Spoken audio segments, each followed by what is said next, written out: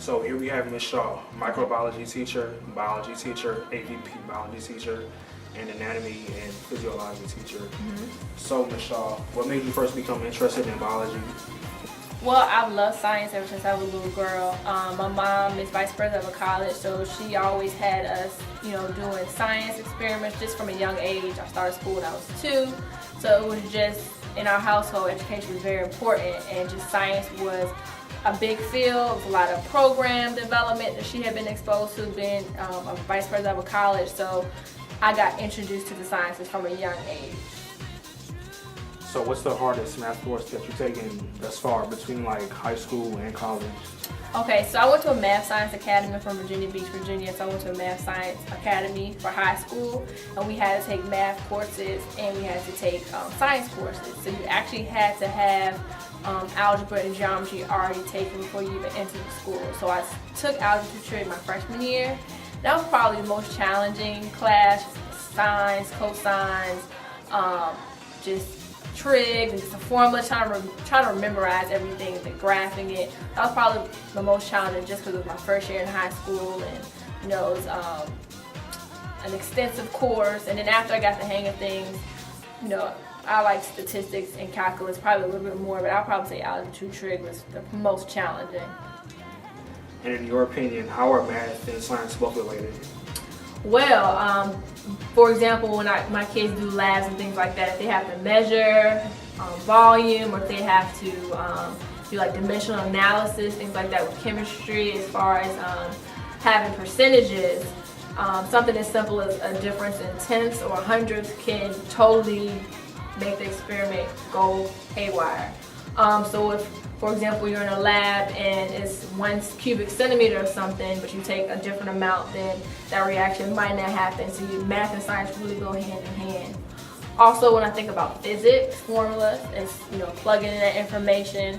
Obviously, a little bit more to it, but math is definitely the basis for that. So that's just some of the things I can see how it's related. And what were your reasons for becoming a microbiology teacher instead of going straight into the science field, like a lab or research place?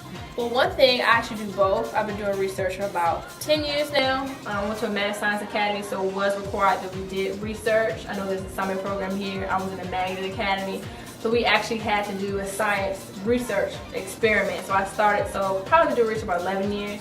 So I started my junior year. I did research at Hampton on the emancipation oak. That tree was actually dying, so I was trying to figure out how we can preserve that. So that just set the tone for me having a love for research.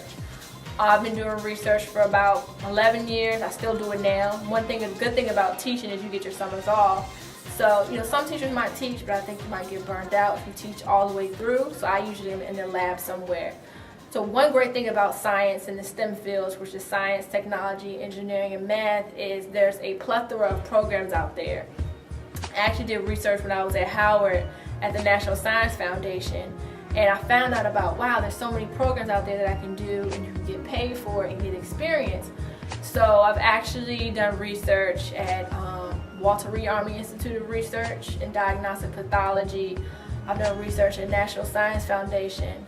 I've done research at Michigan, University of Michigan, Howard, Hampton, Center for Marine Biotechnology in Baltimore, and I've also done research at College Park. I actually have a publication as well. So I teach, but I also bring that knowledge of research to the classroom. Also, I expose my students to different opportunities. And right outside this new science hallway, there's a board that says STEM, Science, Technology, Engineering, Math, Scholarships and Opportunities. And when I find out about programs, I will put them up there. One good thing about coming from a family that's educated and has been educated and know about programs, my mom being a vice president, sometimes she'll email me stuff, and then I'll find out about it and I'll put on the display board. And so it's basically helping the students out about opportunities. So bringing it back to the question why I become a microbiologist, with teaching, not only can I teach students, I had great teachers in Virginia Beach at my high school, so I feel like you always want better than what you had, and I had great teachers, so I want to instill in that just like I had it. So I don't know who's in the class. It'll be like the next cell biologist or someone that discovers cancer.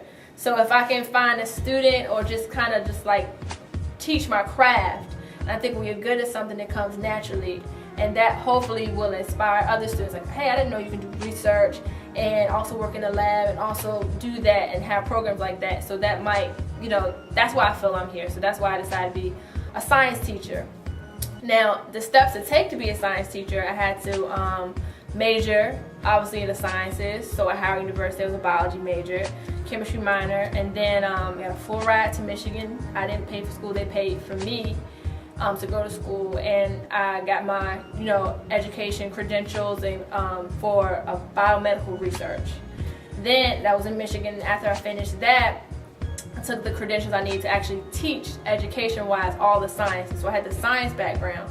How can I transition that and make sure I still have my education credits? So I got those credentials at Trinity in DC, and then I just took the proper tests that I needed to take, and then I've been teaching. And how determined do you have to be to work in the field of science? Like, how much hard work does it take? Well, it's funny because in microbiology today we talk about innate immunity, and when I think of the word innate, it's something that's instilled in you that you're born with. So you have to have that innate passion, and I feel that shows. I think the students know the teachers that really care about what they do and understand it, and I feel like when you have a love for what you do, then it'll just kind of flow, and then so you kind of already have that foundation. Then you can actually do the stuff that the students really want to know about. You can kind of go more in depth. So you definitely have to be determined, focused. It's not necessarily easy, but anything worth having is worth fighting for. And you know, I'm a lifelong learner. Like, I'm still not done learning. I probably will want another degree still, even though I've been to, you know, have those degrees from those other schools. Like, I still want more education. And that's just like a personal choice, but I'm definitely ambitious and focused, and definitely have a balance still though. And how would you say that math helps you in your current career now, like as a teacher?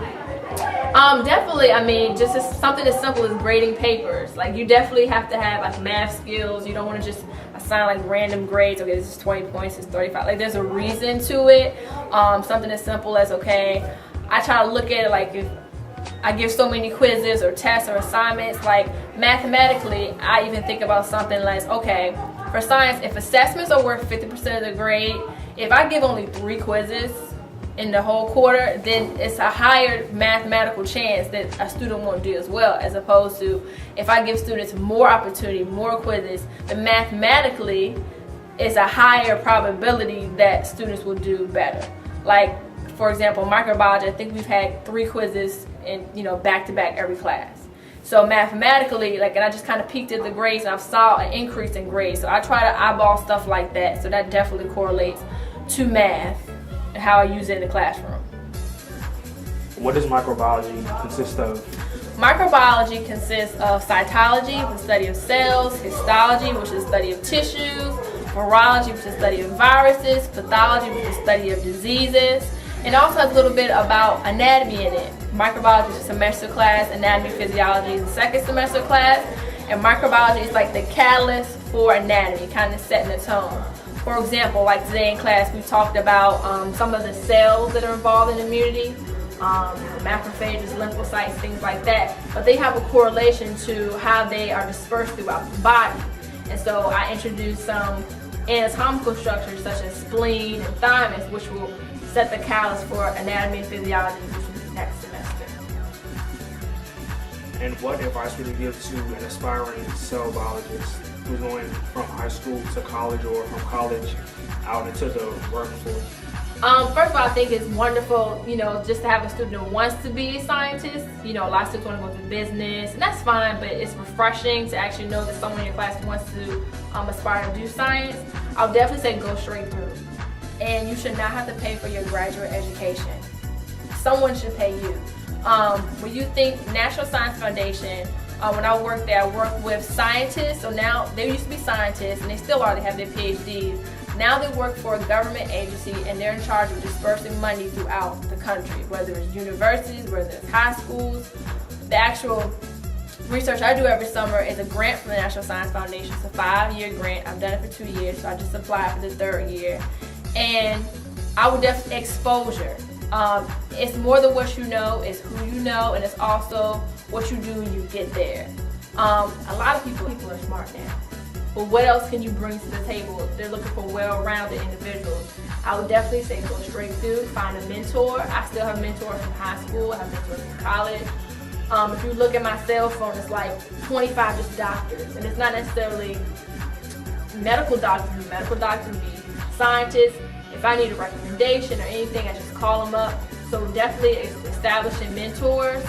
Find out about programs. STEM is science, technology, engineering, and math. You should not have to pay for your education. The National Science Foundation has a allotment of funds, and what happens is students aren't applying for these programs. So what happens is they take that budget, they cut it, and it's for something else. So the money is there, definitely for cell biology.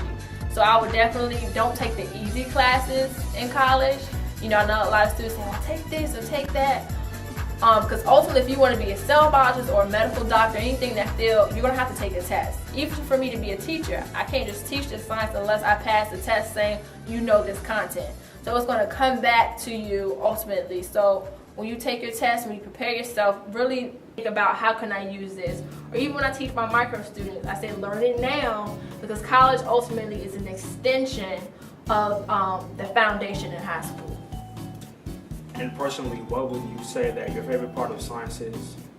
One thing I love about, I teach a lot of different classes. I'm a multitasker. It kind of keeps me on my feet. I teach HSA biology, 3 sections of that, 3 sections of micro, and then next semester turn anatomy, and then the AVP project class. You definitely have to be organized, focused, and just, you know, realize it's about the students. So yeah. And do you have any final notes? Just, you know, the sky's the limit. You know, definitely we're competing against other countries in the STEM fields, and you know, it's not just the natural sciences, it's also the physical science. That's under the umbrella of STEM, in science, tech, engineering, math. In order for us to be a world leader, continue, a lot of the jobs that are coming in are going to be green jobs. So, you know, computer science goes with that. Biomedical engineering is like that transition from biology and then engineering, whether it's parts of, like, someone got in an accident and needed an actual part. Someone can manufacture that. Or physical therapy. All of it is connected. The science is kind of like the base for it, but you can be introduced to engineering. Like my math science academy, you know, this was, you know, years ago, but we had to take some type of engineering classes, math classes, science classes. So this was years ago, like before you got, like, well, not that long, but you know, years ago. So if they had that then, and this is years ago, like over a decade ago, then obviously I know what they have now. All right, thank you for the interview. Oh, no problem.